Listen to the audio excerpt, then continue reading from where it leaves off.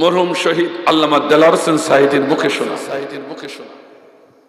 তিনি বলছিলেন পৃথিবীর সমস্ত প্রাণীগুলো সম্মুখে চলে, একটা প্রাণী একটা সৃষ্টি সম্মুখে যতটা যেতে পারে তার 4 গুণ পিছনে যেতে পারে। সে সৃষ্টিটির নাম কি আপনারা বলতে পারবেন? কেউ? এনিবডি? ইয়েস, চিংড়ি মাছ। কি মাছ? পৃথিবীর সমস্ত প্রাণ তাদের ভিতরে আছে, যারা চলে তারা কিন্তু সম্মুখে চলে, কিন্তু চিংড়ি মাছ সম্মুখে যতটা যেতে পারে তার 4 গুণ। দেখবেন মাছ ধরেছেন, ছাড়িয়েছেন, লাভ দিয়েছে, তার পিছনে চাই।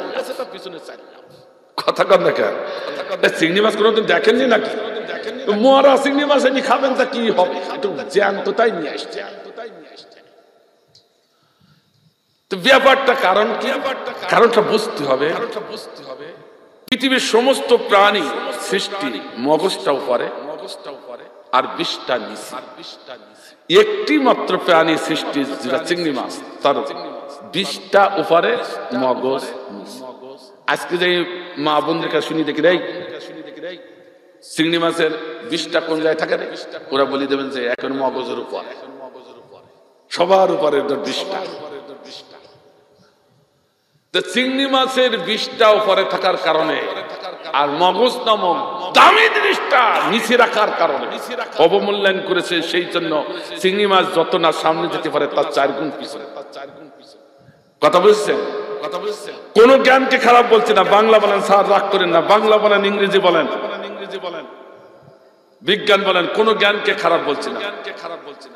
কিন্তু মগজতুল্য জ্ঞান হলো কোরআনের জ্ঞান, এটা আপনাকে স্বীকার করতেই হবে।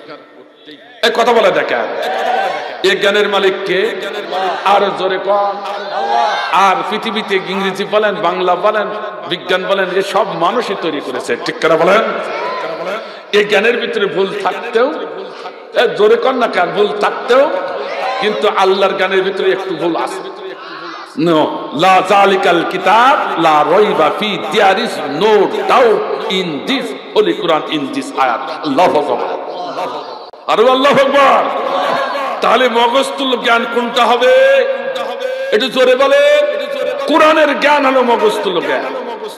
মগজতুল্য জ্ঞানটা উপরে রেখে যারা ইংরেজি বলেন, বাংলা বলেন, ইতিহাস বলেন, বিজ্ঞান বলেন, এই জ্ঞানগুলো যারা রাখেন, মগজতুল্য জ্ঞানের সংস্পর্শে আসার কারণে সব জ্ঞানগুলো ধুলাই হয়ে, সুদাই হয়ে ভালো হয়ে যায়। ঠিক কিনা? কিন্তু মগজতুল্য জ্ঞানটা নিচে রেখে